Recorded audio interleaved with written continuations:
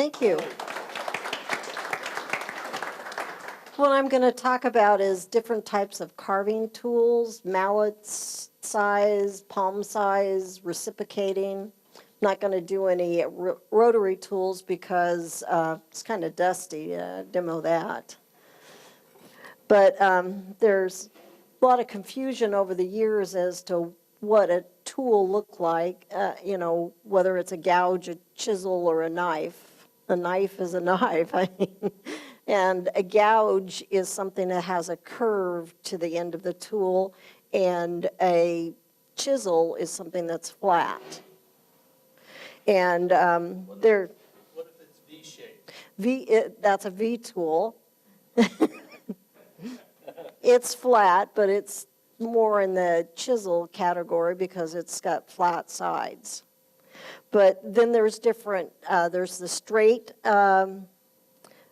shaft of a tool, and then there's a long dog leg or bent shaft as the other two, and then there's a short dog leg or spoon. And then there's the bent back, and I don't have any bent back tools to bring in here to show you because there's never been anything that I needed them for. And there's a V tool here. There's a 60 and a 70 degree here. And this is an 11, and there's a curve all the way. The curve changes and gets deeper. That's my favorite tool to use. And then there's a 10, and it's a radius. It's a continuous circle it would make on a 10. There's also, they call it a 100 degree V tool. That looks more like a 90 to me. The last one on this page. And then there's a 1, which is a chisel, and then there's the gouges. There's a 3, which I use a lot of because it's very close to a number 1, but what it does is you don't dig the corners of your tool in as much.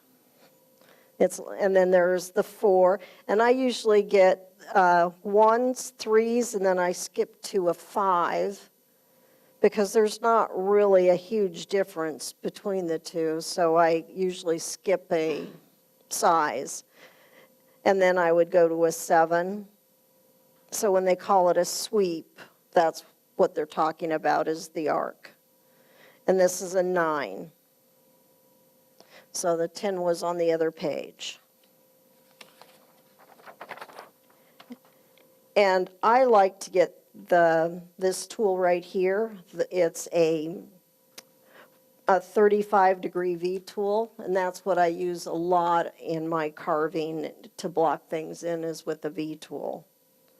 And then there's V gouges, and a V gouge this looks like it's a sharp corner, but they're always a radius on a V tool. They're never perfect sharp there. But right here, I like what I call a V gouge, and it's a real rounded bottom, so it's like a straight-sided veiner. It's got straight sides, but it's got a nice big radius on there, so you can move your line around very easily with it. Do you guys have any questions on this? Do you make that last one, or do you buy it? No, I've bought it. There's not very many tool manufacturers. Are these all hand tools or any of them reciprocating? You can get the same tools in a reciprocating tool to go on your Automock or your Fordham, and I think, what is the other, Reacher? Yes, Reacher. But this is the 35 degree that I like. I have all 3 of those sizes, the 1, the 3, and the 6. And File makes the 35 degree V tool. And to me, it's very versatile. We'll block things in with that. So I was just going to go over those few things with that. Now I'm going to put this in.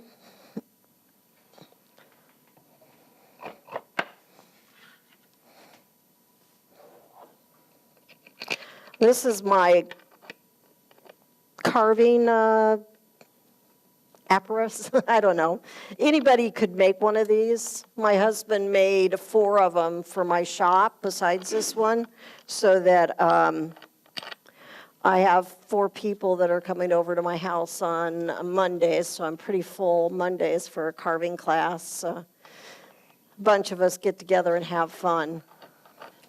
Sorry, should have put some powder. We're all blind. But what's neat about this is I can loosen this and then I can spin it around to whichever spot I want it to be and then tighten it back up. But if I decide that I want to carve on, twist it, I can turn it along here and carve along like this. So it's got 2, and then you can go up and down with it. So you got 3 different heights to work with, angles. It doesn't matter to me if it's flat or not. And I just put this on real quick, and I was just going to go over, these are palm tools, nice short handles. And with basswood, you can get away with palm tools or doing detail work in a harder wood. But mine are all sharpened for softwood. If you were going to use your walnut or a harder wood, you would want to change the angle on your tool. And so that What kind of wood do you use? normally I carve on basswood or butternut. I've carved walnut. I've carved all sorts of different woods. What'll happen with the bevel that I've got on there now is if I get into ingrain and a hard wood, it'll just dull the tool. It'll just curl the edge because it's not like your turning tools has a really hard edge. Then whenever I test to carve on wood, I like to test across the grain to see how sharp it is.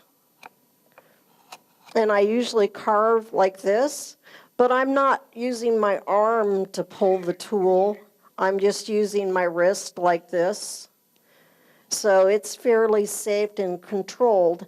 If I go away from myself, I want to put both of my hands on here and push away like this. You never want to put your hand here because if it slips, you're more likely to cut yourself. And so if I go this direction, then I've got my hand behind it, carving away.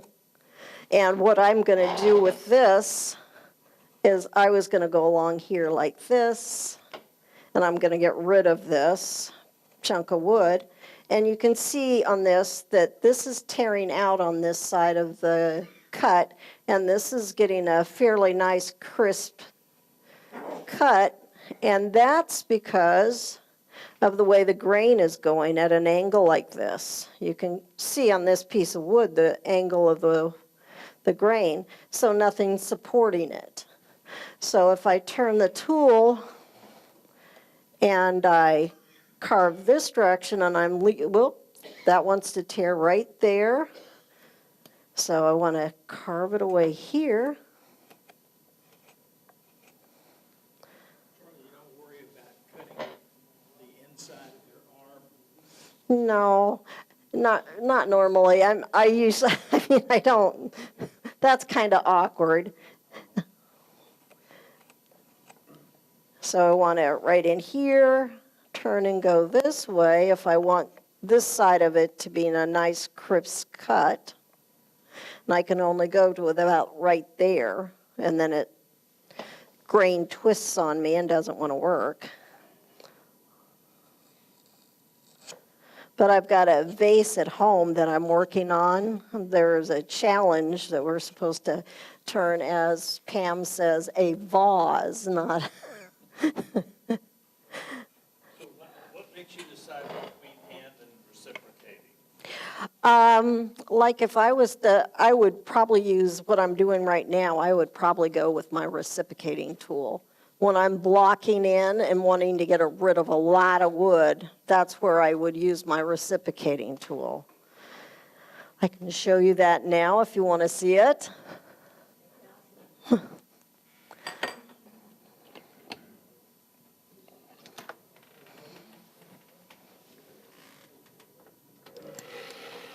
This is my reciprocating tool.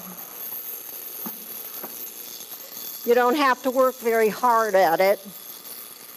The motor's in the green box down there at my feet.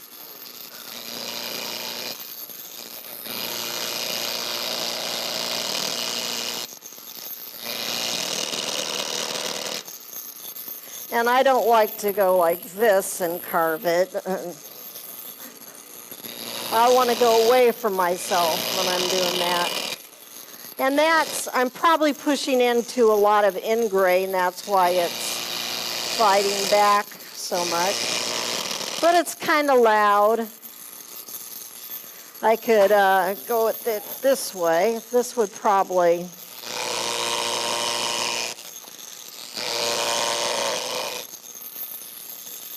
And I don't think I've got this tight enough.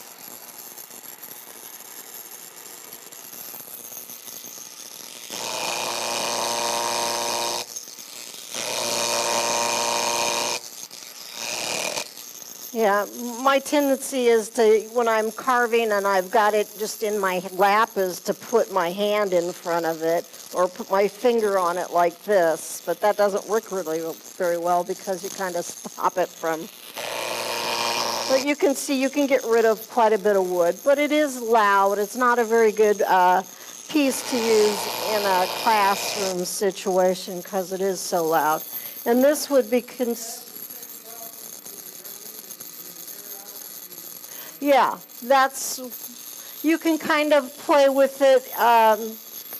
This one here, the bottom of it looks like it's a little dull because it's actually putting a scratch in the bottom of the cut. I don't know if you can see that or not.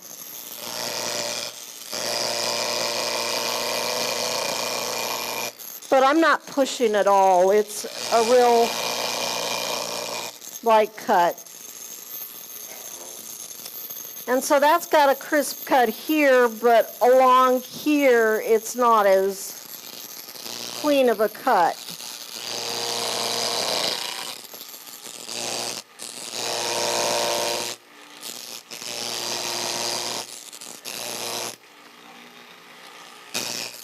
So I'm just playing with the wood.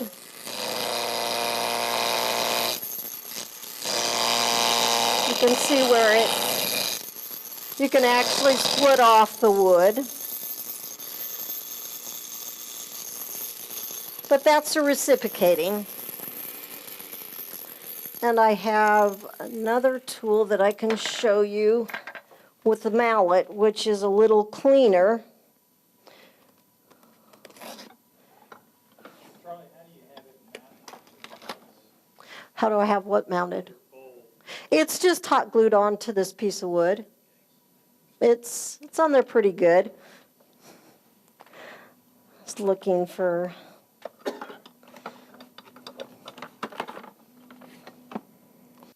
This will work. This is a 9 sweep. This is what I prefer. If I've got something to hold it, you have to have it mounted this way. But you can see where you can get rid of quite a bit of wood in a big hurry. And I'm not hitting it very hard. I like this the best, this leather handle or leather mallet. If I was to use the other mallets, like this one, my hand would get tired real quick with this because the vibration comes back into the mallet, and then your hand gets tired. This one you don't want to use because it's going to deflect off because it's flat. That's not a good one for that at all. And then I've got this one.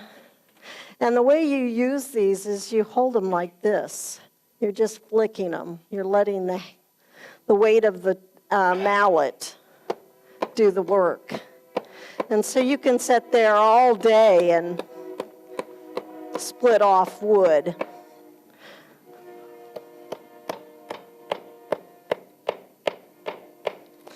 And when you use mallet tools, just like with wood turning, you want to be ambidextrous. Let's see if I can be ambidextrous with this. And you use both hands to get rid of the wood.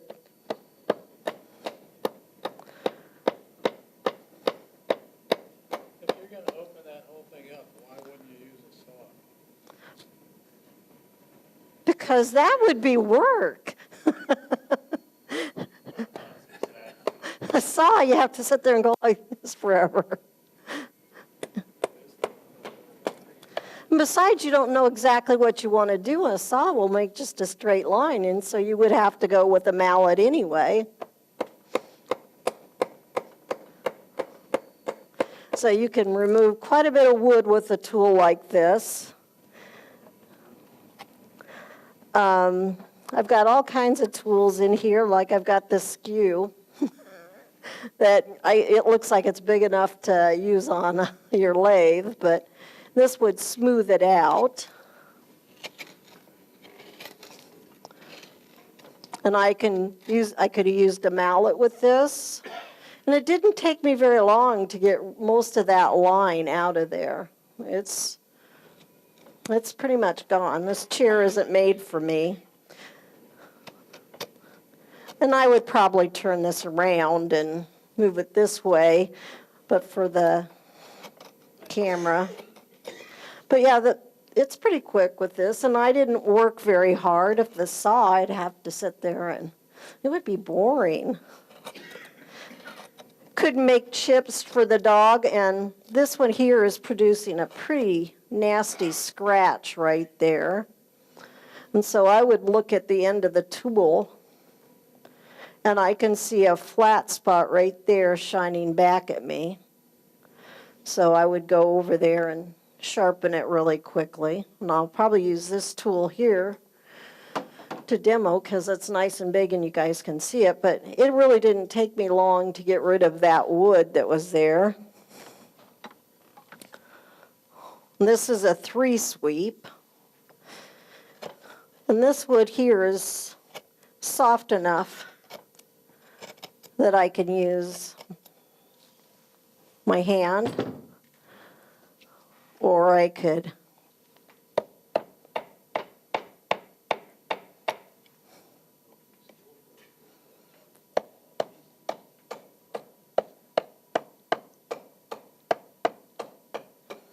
knowing the grain helps you take the wood off the easiest way.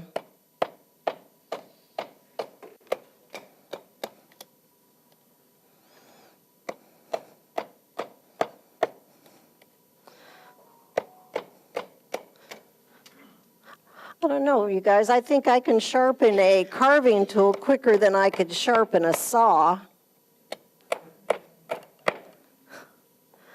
And I don't know how much time has lapsed.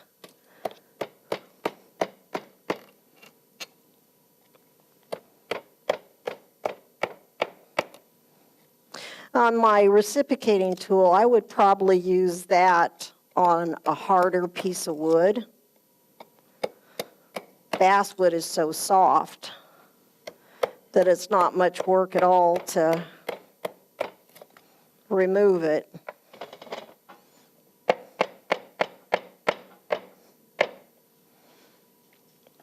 But that's pretty much out of there. I could play with it for a little bit longer.